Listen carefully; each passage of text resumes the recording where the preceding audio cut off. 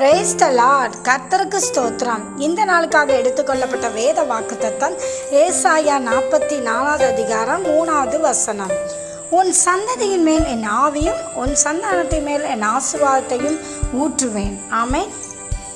கர்த்தருடைய வாக்குத்தத்தம் சொல்லுகிறது, உங்கள் பிள்ளைகள் மேல அவருடைய ஆவியை ஊற்றுவாராம்.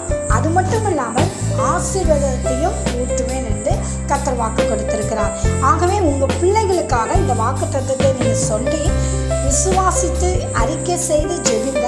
கர்த்தர் நிச்சயமாக இந்த வசனத்தின்படி உங்கள் பிள்ளைகளை ஆசீர்வதிப்பார். ஆமென்.